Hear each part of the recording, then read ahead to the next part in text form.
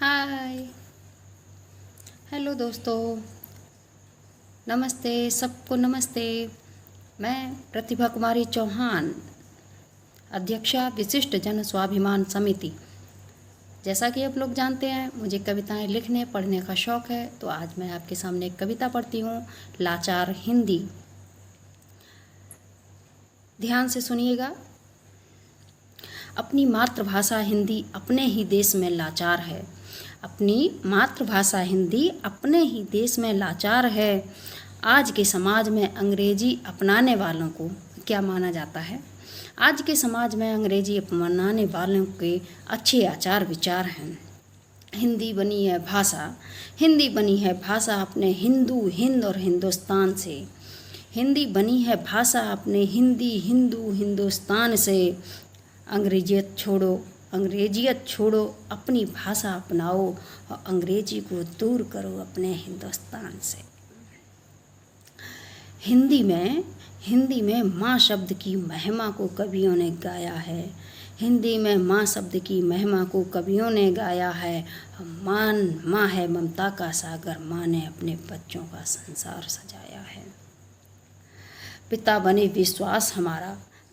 विश्वास हमारा, हम अपने घर को ऊंचा उठाया है। अब पिता बना संसार हमारा, अब पिता बिना संसार है सोना, और पिता को परम पिता हम सब ने भी बताया है। अंग्रेजी में देखो किस तरीके से होता है। अंग्रेजी में मदर, इसका मतलब क्या है? अंग्रेजी में मदर मांगने को दर दर भटक रही और किसी ने उस माता को ना अपनाया है। माँ शब्द का बिल्कुल लिहाज न किया और अपना पल्लू छुड़ाया है। अंग्रेजी में पिता को बोलते हैं फादर, मतलब फादर, फौरन निकलो दर से मेरे, धक्का देकर निकलवाया है। अंग्रेजियत ने हिंदू समाज की संस्कृति को मिट्टी में मिलाया है। सम्मान करो अपने हिंदुस्तान की भाषा का, सम्मान करो अपने हिंदुस्तान की भाषा का। इसने भारत को आज़ाद कराया है।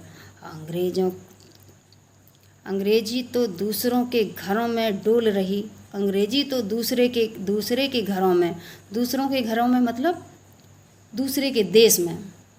अंग्रेजी तो दूसरे के घरों में डोल रही, इससे रिश्ता पराया है। और हर हिंदुस्तानी गद्दार है जिसने अपनी माँ समान मातृभाषा को ठुकराया है। पहले हम अंग्रेज़ों के गुलाम रहे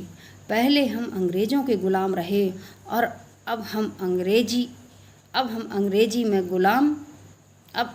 ने हमें गुलाम बनाया है।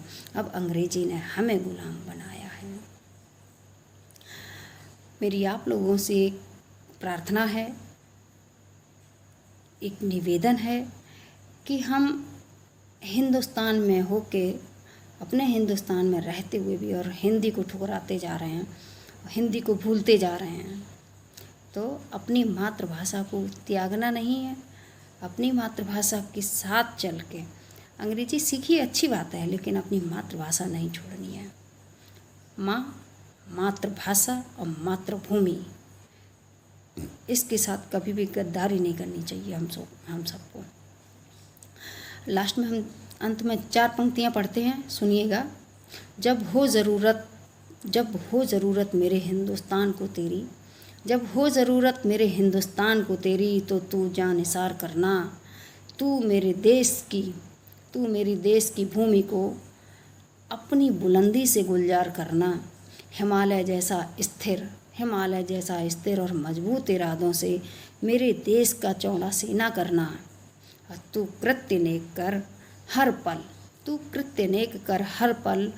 हर पल को स्वर्णिम अक्षरों से लिखकर यादगार करना। इसी के साथ जय हिंद, जय भारत। और अंत में एक बात, ये मेरी कविता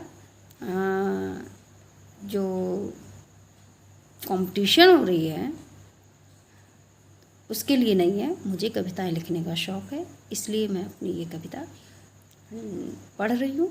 जय हिंद, जय भारत।